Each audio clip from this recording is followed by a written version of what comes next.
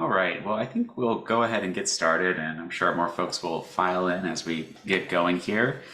So it is my pleasure to welcome Tom Greene. Tom Greene is an astrophysicist in the Space Science and Astrobiology Division at NASA Ames.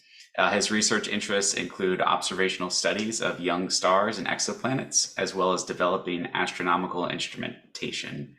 Dr. Greene is a co-investigator on the JWST NIRCam and MIRI instruments and is now leading the MANATEE Guaranteed Time Observing Program to characterize exoplanets with those instruments. While at NASA Ames, he served as the director of the Ames Center for Exoplanet Studies, project scientist of the SOFIA mission, and the chief of the astrophysics branch. So Tom, I will turn it over to you, and thank you again for coming out and talking to us about these results.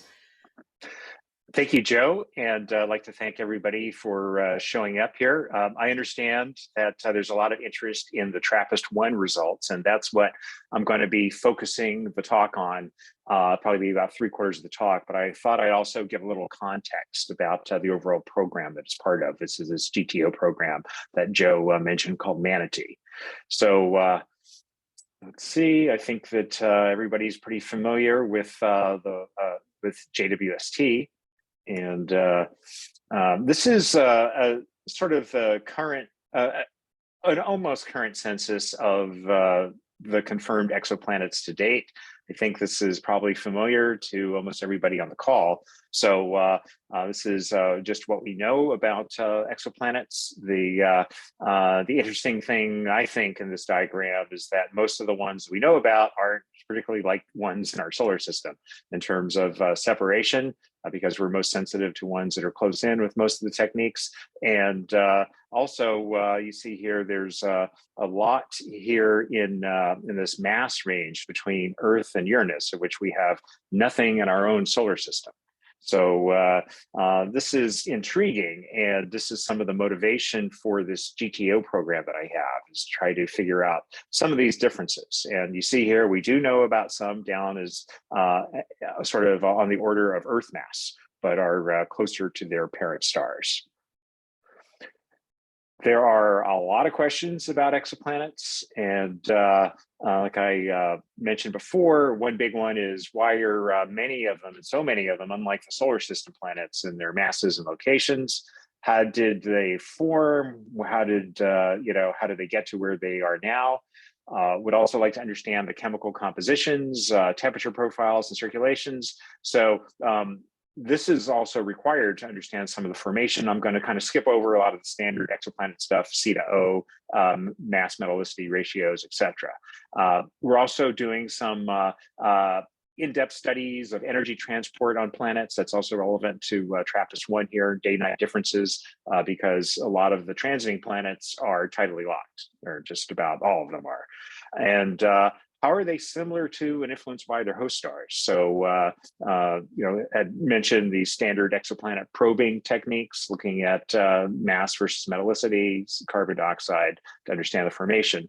And the big one, which I think this crowd is interested in, is the potential habitability of terrestrial planets around M star hosts. All right, so those are the questions, and how are they going to be addressed? Well, transiting planets are the way to go with the tools we have right now, which is Webb.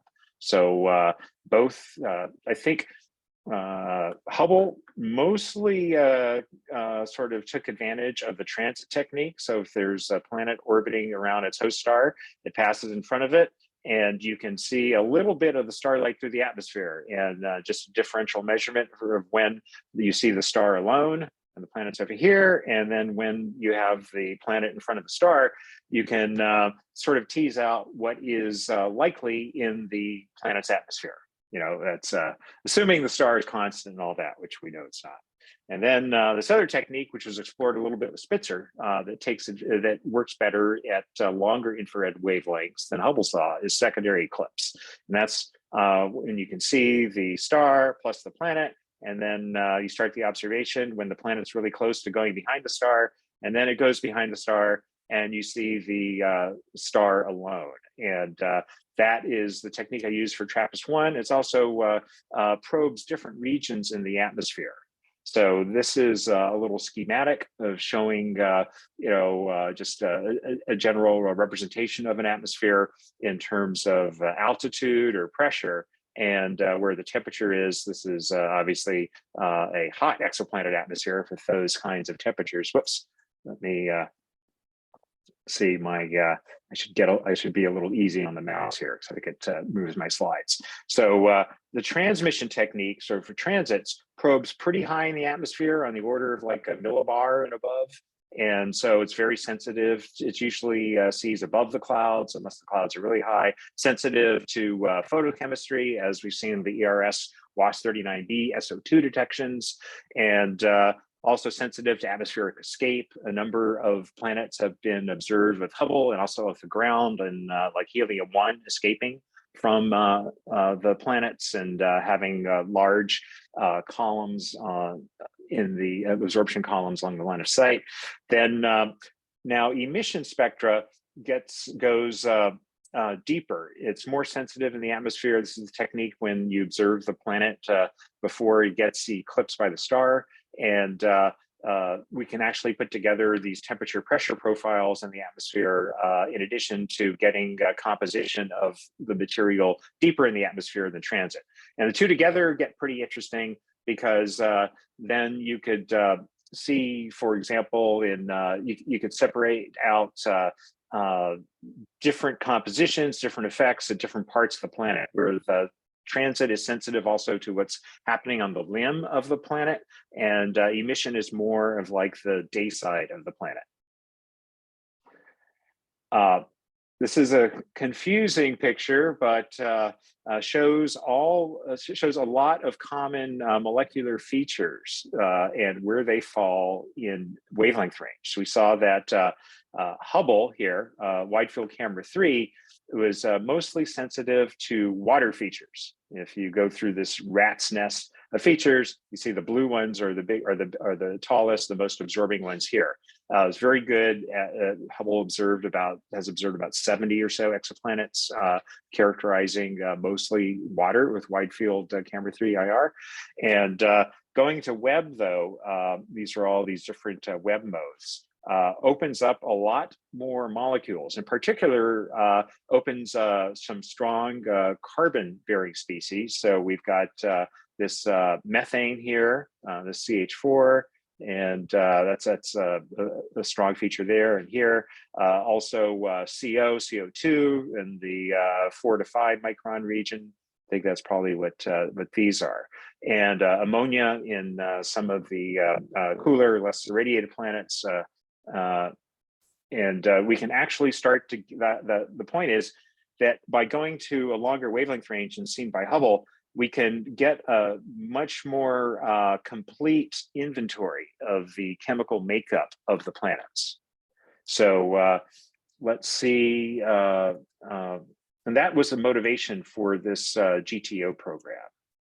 And all right, and this GTO program is Manatee, is what one of our members, Everett Schlauman, came up with a clever acronym. I guess we all need acronyms these days. The MIRI and NIRCam assay for transmission and emission of exoplanets. So turns out I was a co-investigator on both MIRI and NIRCam, and combined they provide a great spectral range of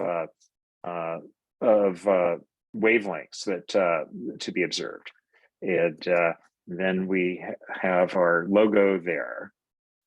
So the strategy for the program is we're observing 9 pretty diverse transiting planets, going from Earth mass, which is TRAPPIST-1b, to Jupiter mass, and with some equilibrium temperatures mostly under 1,000 Kelvin. A lot of these cooler ones haven't been probed before, particularly in emission.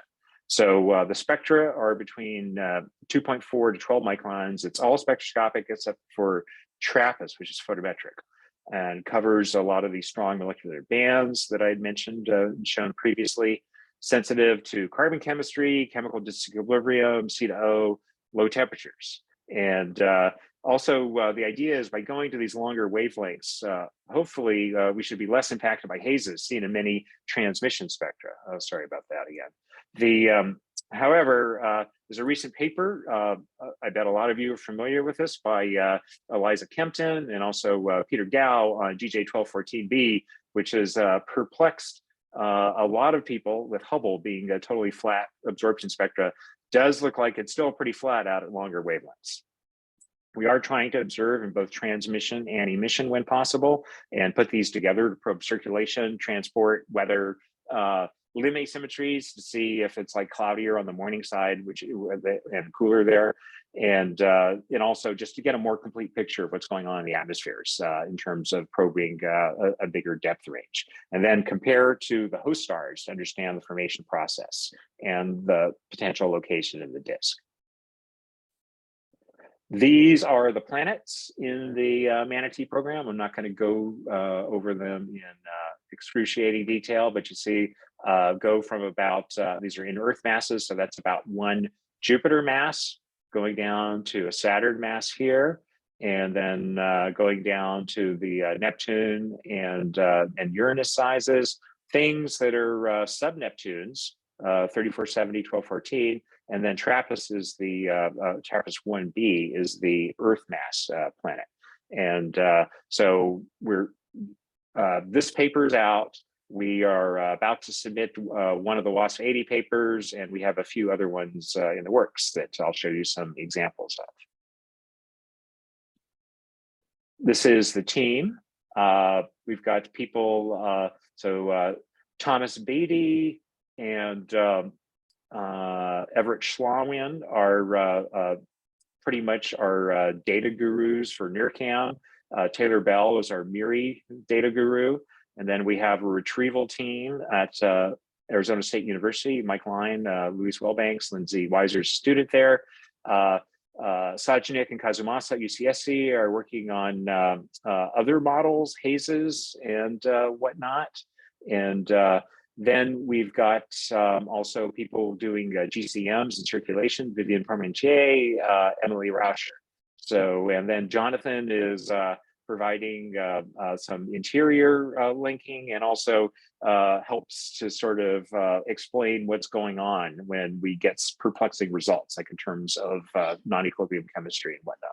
So we just started getting observations, I think, very, very late September last year. So we didn't get any data, any really substantive data until the fall of last year. And then one paper is out, and this is a preview of some that are in the works. So this one will hopefully get submitted within a few weeks. So this is perhaps the best detection of methane in an exoplanet yet. This is both in transmission and emission for the same planet, with consistent abundances. And the planet's about 850 Kelvin.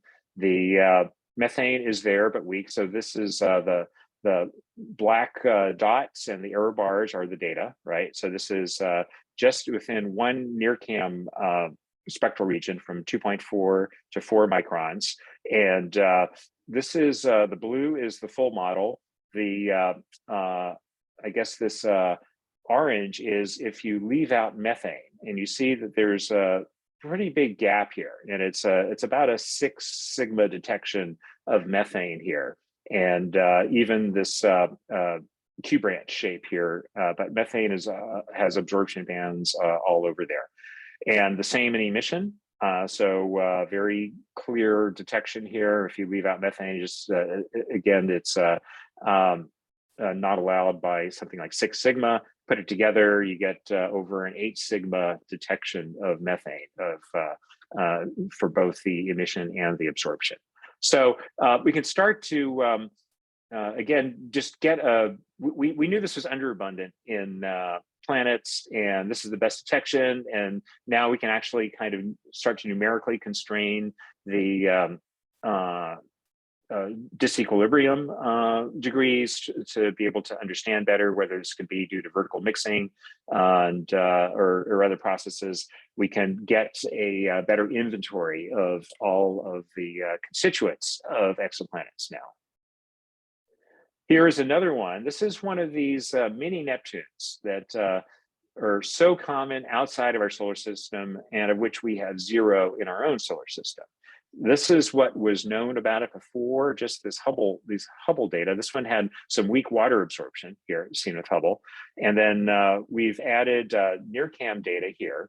And we see, in addition to water, which we see in NIRCam also, but we see new molecules. We see methane here, and we see CO2, very strong CO2, which is what you get in the high metallicity. To something about this temperature. I think this is about 600 Kelvin, and potentially SO2. This is about a 2 sigma detection or something. So this is potentially indicative of photochemistry.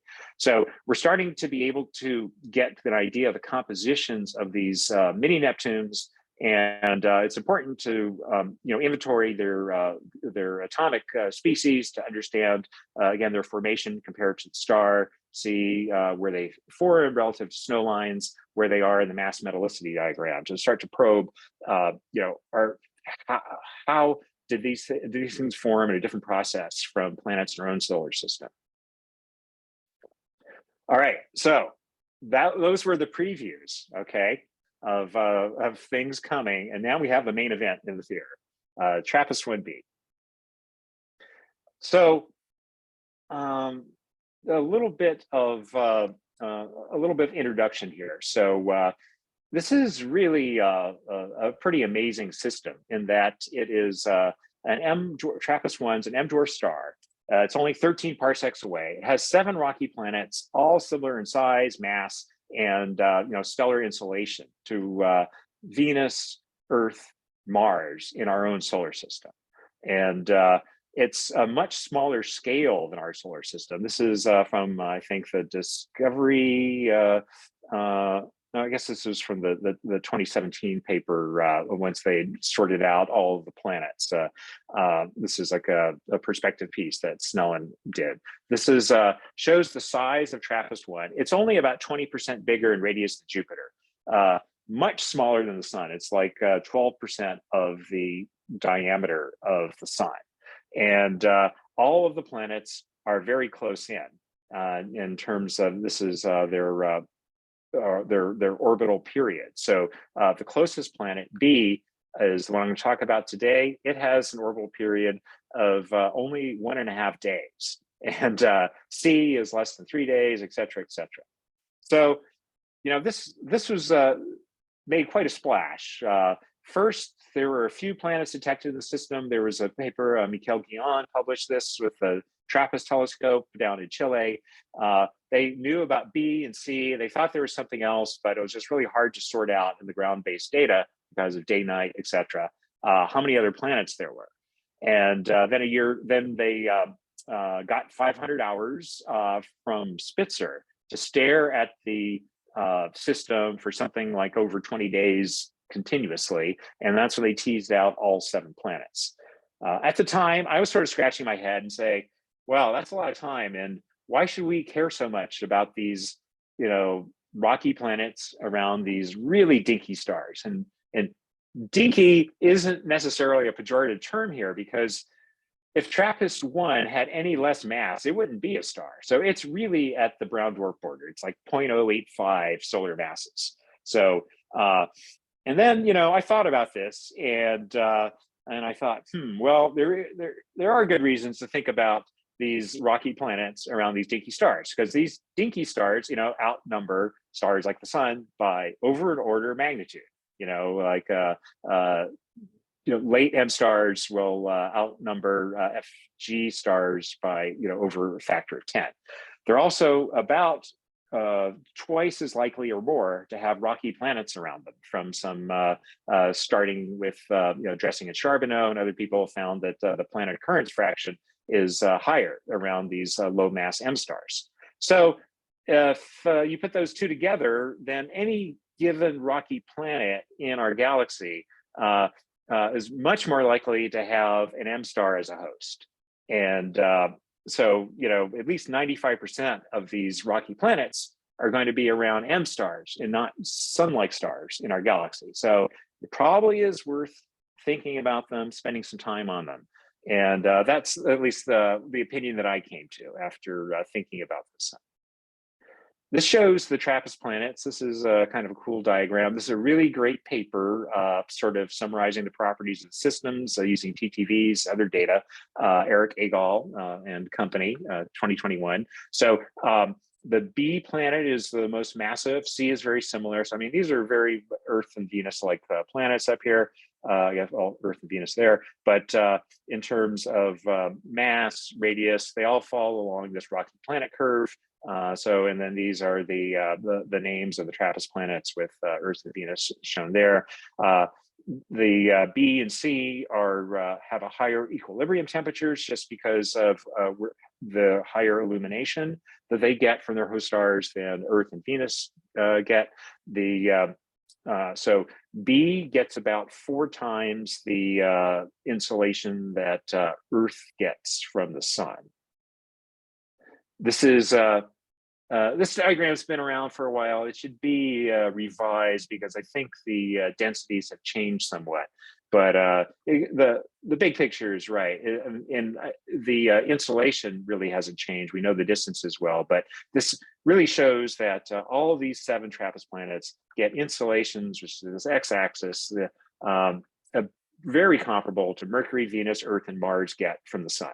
And again, that makes the planet pretty intriguing. So the whole system pretty intriguing. And in fact, I think that this is the system that's worth spending some time on if we really want to have an analog to our own solar system's rocky planet region to one around an M star.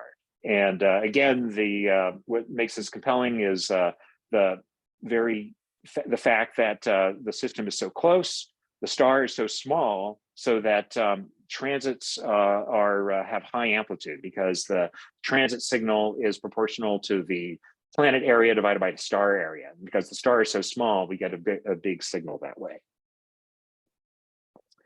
Okay, however, just comparing the total energy received by the star from an M-star system and our own solar system isn't exactly an apples to apples comparison.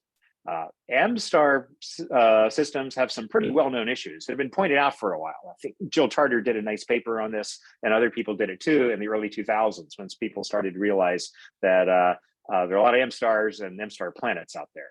So a few big issues here. One is that the M dwarfs evolve very slowly. They've got less gravity, less surface gravity, and they have these pre-main sequence phases that last up to 1 billion years for TRAPPIST versus like 10 million years for the sun. So that means they were much more luminous than they are at a time when the planets were outgassing a lot of volatiles. So you have to wonder whether their atmospheres could have survived. M dwarfs are currently active, even though they're old stars. You know, like TRAPPIST is oh, this is embarrassing, I forget. I think it's like something like 7 or 8 billion years old. Frequent X-ray visible near-infrared flaring. In fact, I've seen some of the James Webb nearest data. You can actually see these flares as a function of wavelength. And people have postulated they probably also have coronal mass ejection. So just like the solar storms that we have on Earth, but they could be more energetic, and that's not going to help maintain an atmosphere. So to dump energy directly into any kind of residual atmosphere. Also, the planets that are warm enough to be habitable are going to be very close to the star and are tidally locked. So you can have a permanent dayside. So those are some pretty big differences. And let's see what we have here. So this is one of these. This is an illustration showing a tidally locked planet here of permanent dayside on the planet. So, and also I'll show a little later how we actually made the observations, and that's a secondary eclipse curve that it's excuse me, that's a phase curve that's being shown there. So this is sort of an illustration of the first billion years of life around an M star. So this is the TRAPPIST system. This shows the distance of these different planets from the star. And this shows sort of how their thermal evolution evolved. So early on in time, the star was more luminous than it is today. And that meant that even the most distant planet was too hot to have water up until, liquid water up until something like 100 million years into its evolution. And then as time went on, these other planets sort of moved into the habitable zone. They even if they're physically in the same location, the star became dropped enough in luminosity for water to exist in liquid form. So now we see like TRAPPIST-1 is, could have liquid water on its surface, but not when it was 100 million years old or younger in the system. Okay, so what do we know about their atmospheres before, even with the observations we have, which haven't been very great up before Webb? So there's been a lot of modeling work, which is great. So there's predicting high mean molecular weight secondary atmosphere. So the idea is that there's some hydrogen accretion atmosphere very early on, just left over from the protoplanetary disk. Then the planet will outgas CO2. It could have, if it had water on the surface, it could get desiccated as that early pre-main sequence phase, and O2 can build up, and or some combination of those, as we saw in perhaps in Venus. So there have been a lot of observations of these systems. Okay, so everyone, I think except H maybe, has been observed with Hubble, and then some of these with Spitzer. Some of these also have been observed with James Webb, with NIRISS. And what of these, though, these have all mostly been transmission spectra. And that's, again, looking at the technique when before the planet goes in front of the star to when the planet transits in front of the star, looking for signs in the atmosphere that have yielded pretty much no substantive constraints on what's in the atmosphere. The reason is that that technique is not very sensitive to high mean molecular weight atmospheres. If you have something like an Earth-like atmosphere, it's dominated by N2. If you have a CO2 or an O2 atmosphere like predicted for these planets, the atmosphere is going to be really thin, and it's going to have a small scale height. You're going to get a very small signal against the star. We're not really that sensitive to detecting it. Plus, these are usually done in the near infrared where things are brightest, and we know that's where the star is most variable. So it's kind of a conspiracy of difficulties in the observation, making it difficult to detect atmospheres. So this has been, so it's not that atmospheres have been ruled out for these planets, is that either we know there's no, I think some of them have sense enough to say there's no sort of tall hydrogen, low mean molecular weight atmosphere, but we can't rule out a higher mean molecular weight atmosphere composed of something heavier like CO2, O2, N2. Then also there have been no detection of secondary eclipses. Spitzer looked, so the limit was about 650 parts per million in the Spitzer bands, right? So you'd expect a pretty small signal at Spitzer 3.6 and 4.5 micron bands. You have to go to longer wavelengths to get a bigger signal relative to the star. There's been some pretty sophisticated modeling of these planets. I think, leveraging the modeling of terrestrial planets in the solar system, coupling them with stars. So here's a couple of the interior atmosphere model. This came out last summer, Josh Chrysanthemum-Totten, Jonathan Fortney. And the idea here is that there's energy coming in from the star. There's hydrogen escaping. There is, there's internal energy that's escaping also. There's interactions going on between the interior and the atmosphere. So they ran several hundred models with different initial conditions. And it turns out that if you look closely at the paper, the result for TRAPPIST-1b, so they did this for a number of the TRAPPIST planets, and for 1b, the outcome was a bit of a crapshoot.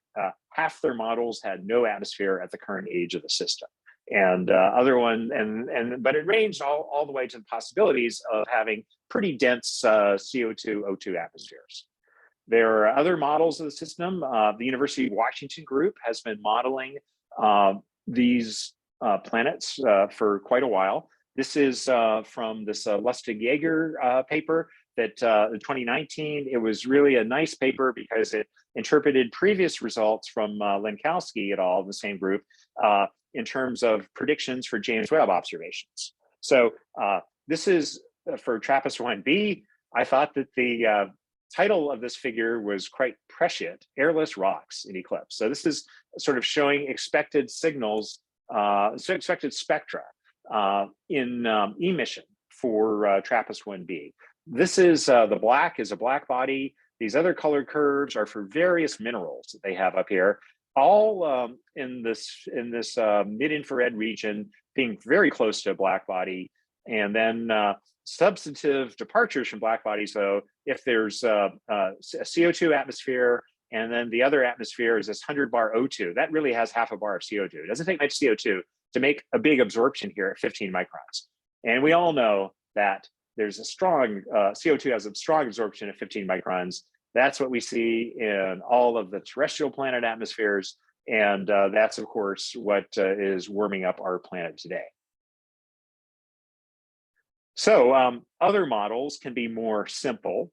This is, you can actually predict, well, you know, what is the dayside temperature? I'd mentioned that these planets are all tidally locked. So if you just looked at the dayside temperature for 0 albedo, so perfect absorption, no recirculation. So if you have a rock, this is formalism by Nick Cowan, Eric Agol, 2011. This is just the temperature of the substellar point. It is just going to be, you know, the effective temperature of the star, you know, as a function of the stellar size and the distance. This radius at T is just a semi-major axis if there's no eccentricity.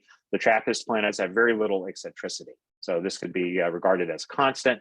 And then as you get away from the substellar point, the temperature will decrease from 2 factors.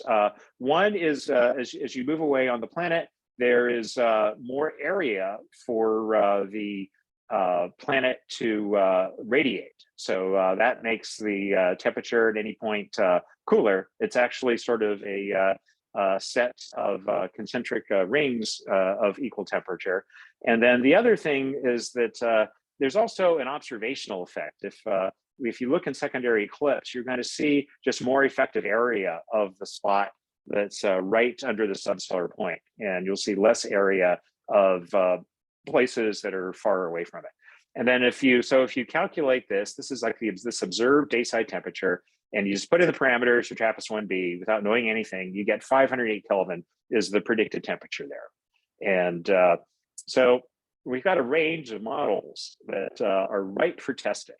Here is also shows how if you have a gaseous atmosphere, let's say with no absorbers in the wavelength range that you're looking at, let's say that you've got just gray optical depths here. This sort of shows what the dayside temperature should be for a planet with different surface pressure of the atmosphere and different overall optical depths of the atmosphere.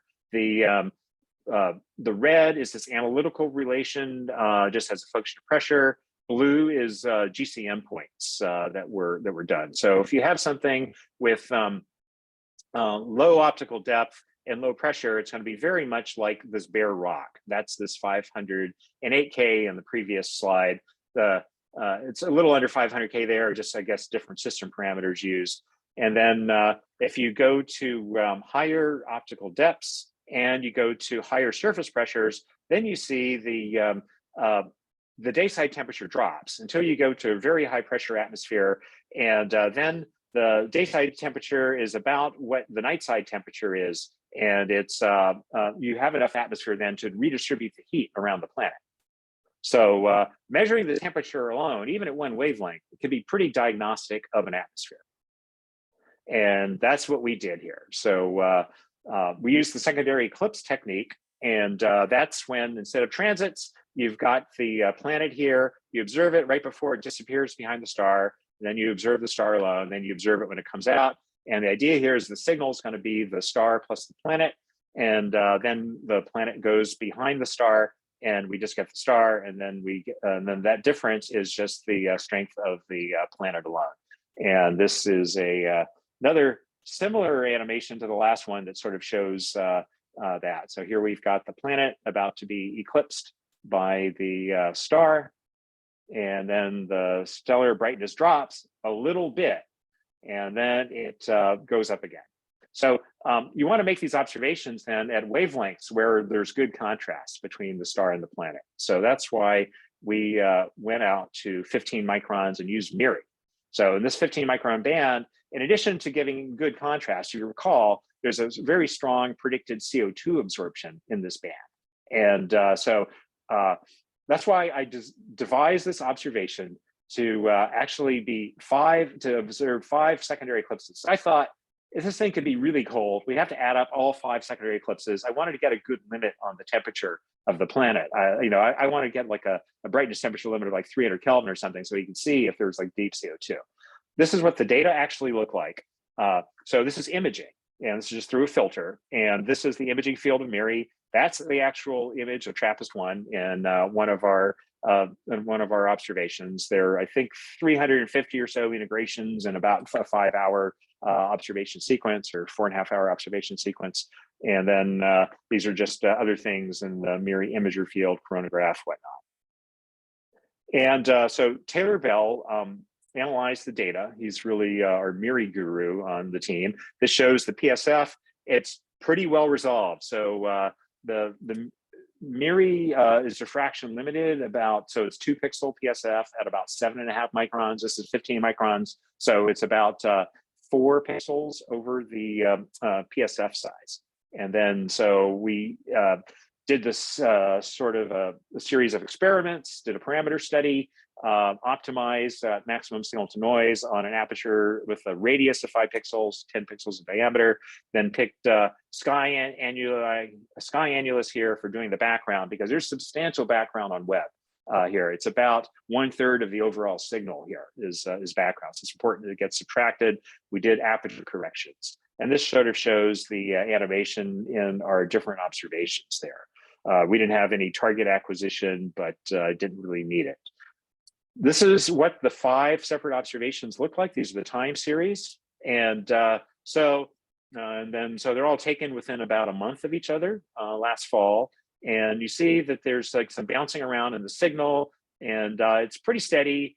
And then Taylor put together this noise model here. And this is from looking at the a linear slope to the data. You see that there is a slight linear slope. We also cut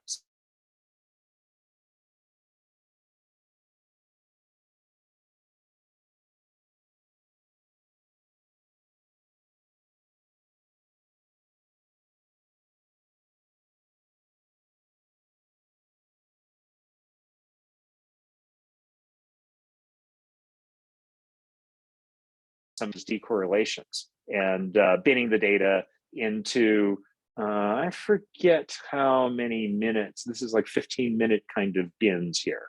And or maybe a little, like maybe 12-minute bins. So that's about the period of the secondary eclipse. And we detected the secondary eclipse at 3 sigma or more every observation that we made. So that was quite a surprise that the thing was so strong. Another thing we can do, which was pretty cool, is that we can look at the timings of the eclipses. So the secondary eclipses had not been detected for any of these planets before. We had to use a model for when to make the observations, because the planets interact, and there's this model that in this Agol 2021 paper for when they can be observed. Also, you have to be careful about when you observe them, because any observation is likely to be, it's got a 50% of being contaminated by a transit or an eclipse of another planet system.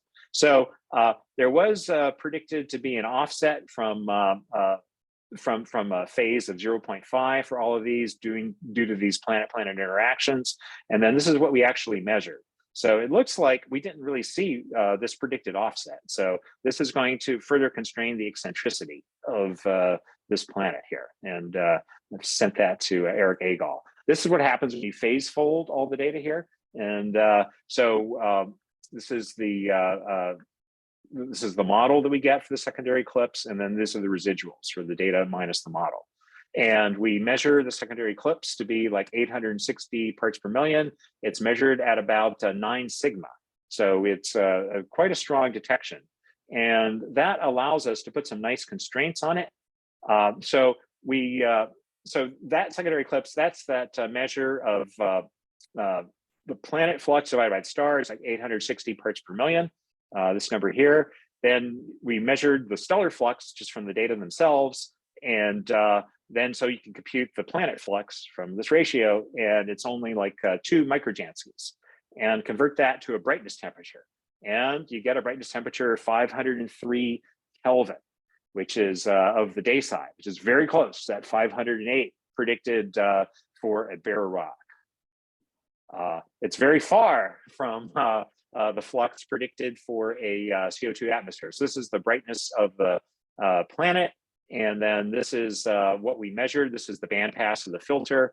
This is sort of the predictions for these CO2 features in the in these papers from the University of Washington group. This is like the 100 bar CO2 or the 100 bar O2 plus a little bit of CO2 atmosphere. Excuse me, 10 bar CO2 O2.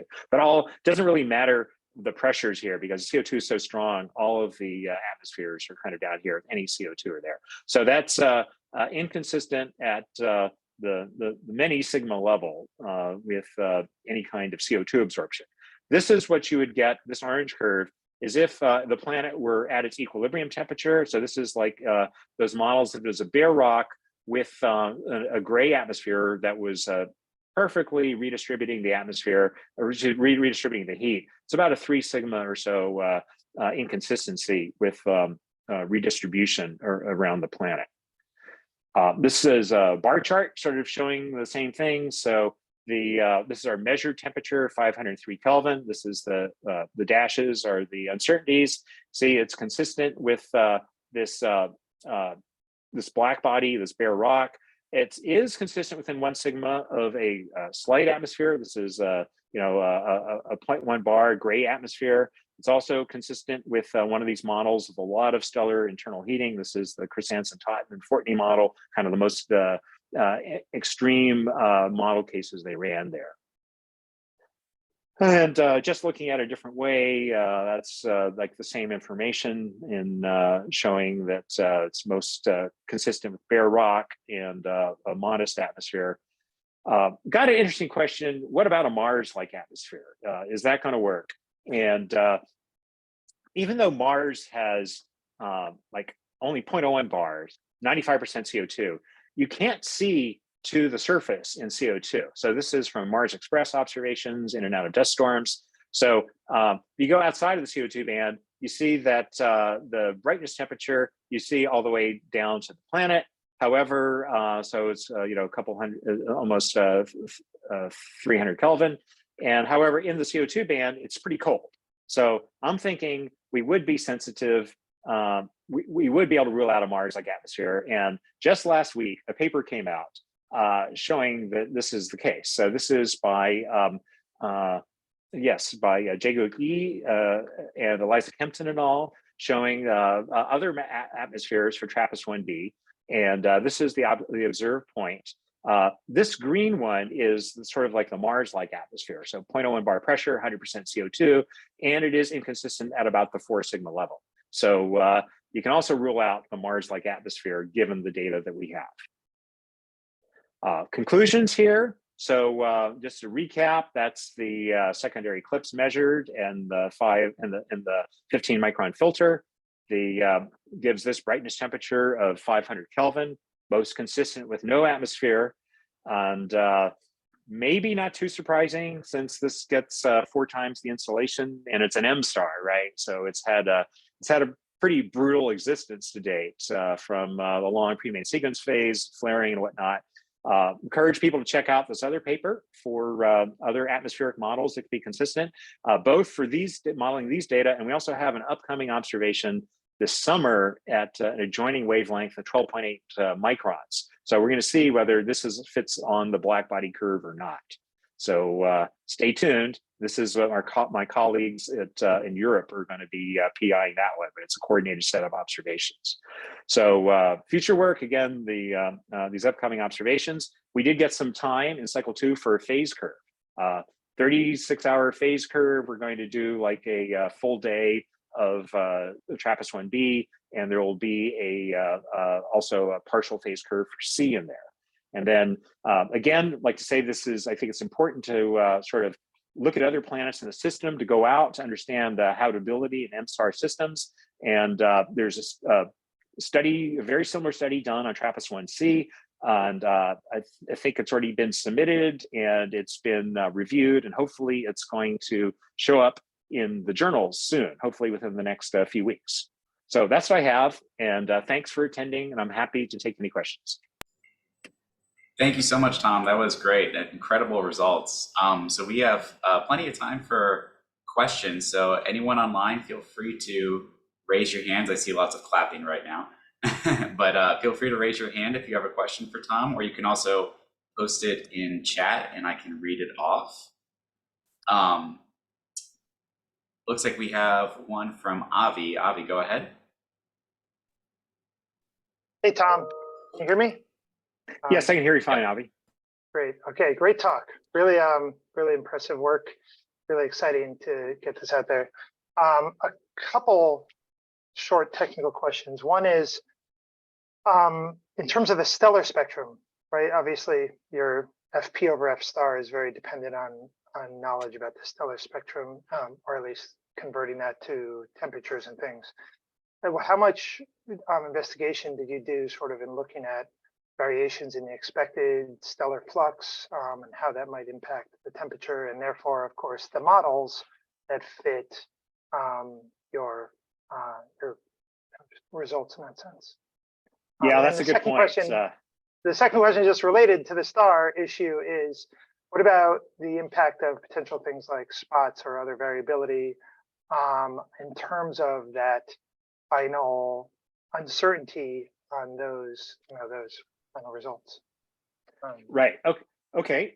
So yeah, that's a good point. So this is terra incognita, right? For what an M star is doing out at 15 microns. Probably not a whole lot, but I mean, there's CO2, and there actually is a little bit of CO2 in the model, a little bit. I'm going to make Mike Line eat his hat on that because we're looking at some of the models. So if I can, I'll share this slide here. So this is an interpolated Phoenix model of M8.5 here. And so the star is going to be brightest here. So what we did is we looked at things a couple ways. So ultimately, I decided that the truth of how bright is the star in the Miri band is to measure it in the Miri band. So that's what I eventually went with, is we could do a photometric conversion of our data. And it's accurate to about, I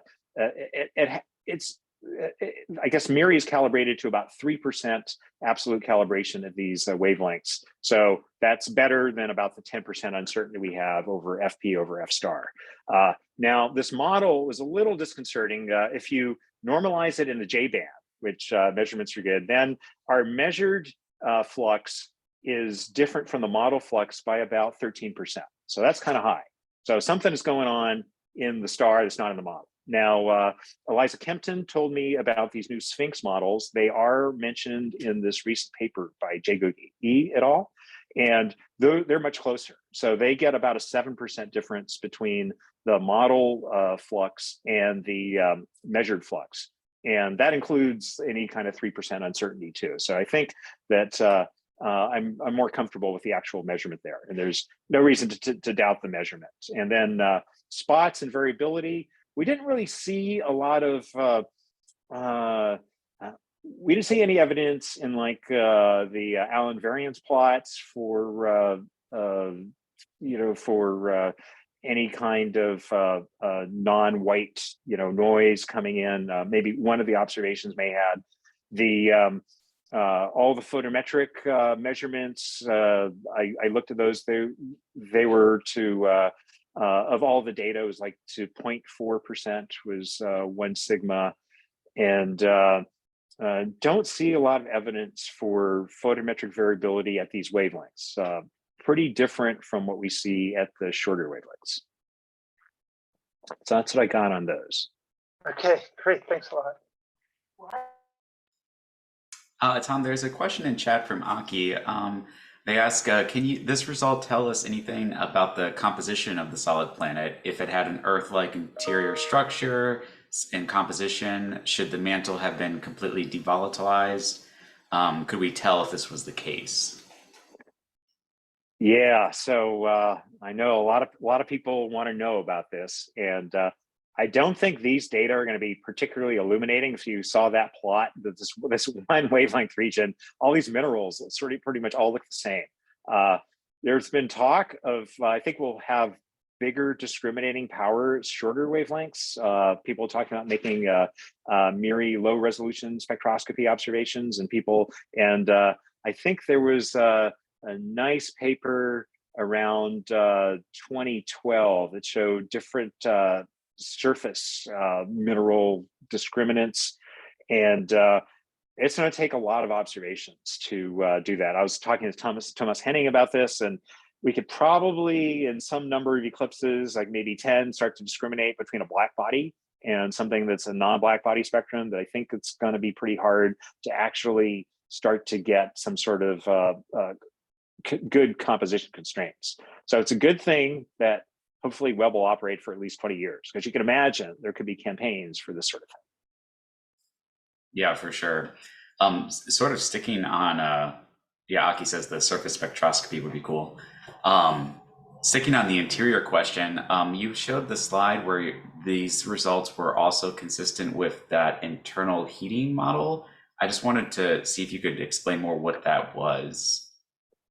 Yeah, so this is, I can show this model here. This is this Christensen, Totten, and Fortney model that came out. So they put in, and the amount of internal heating is, Jonathan explained to me, is let's say it's not particularly well motivated in a coupled way.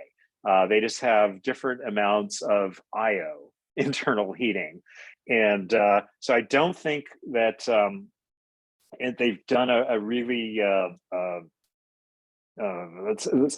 very complete linking of the tidal effects to the heating, but they have scaled it, based on IO and I think the amount of heating, of tidal heating that you would get given the IO's orbit. So, and their models have these different ranges of internal heatings, and this is the most extreme internal heating in their model resulted in a temperature of being something like 530 Kelvin or something like that, which is just around 1 sigma above what we observe here. So this is really probably the most extreme. So this salmon colored bar is from that model that I showed with all the coupling between the interior and atmosphere. Gotcha. So that's basically just adding a lot more heat onto the planet. Thank you. I Sure. see Ravi has his hand up, but before we get to Ravi, I just want to go back to Aki's question real quick, related to these observations. Can we tell anything about the volatile flux rates for the planet? Or do you think observations soon will be able to? Yeah, so one, that's the kind of like the question is, like a Mars-like atmosphere ruled out. Could there be some small amount of volatiles that are being outgassed there? So yeah, we can rule out a Mars-like atmosphere at like 4 sigma. So there's definitely less than something like 10 to the minus 2 bars of CO2 atmosphere. So let the modelers convert that. But we can put some reasonable constraints over, over volatiles and in outgassing. Awesome. Go ahead, Ravi. Hey, Tom, super excellent results here. So what do you hope to learn more with additional observations for this TRAPPIST-1b and what kind of, and how many of those observations you would need with the MIRI, or what exactly is the more science that you want to do with this, with additional observations? Yeah, so we're most interested in doing the phase curve to really, because that allows us to really measure the redistribution of heat. We'll be able to look at both the night side and the day side, calculate the temperature difference. And fortunately, we got some time for that in cycle 2. So, this is just a snapshot. It just gives the temperature on the day side. For example, there could be something wild going on. What if there's a CO2 atmosphere that's inverted? And there's all this, and the reason why you have such a high temperature isn't because we're looking at a bare rock, but because we're looking at hot CO2. And so looking at the day versus the night side will tell us that. Also, comparing it to the 12.8 micron observations that we're going to have this summer would tell us that too, because then if the 12 micron observations are lower than, are less flux than the 15, that shows there's something pretty funny going on in the 15 micron band. And we don't expect to see that, to have, that in the 12 micron band. Thank you.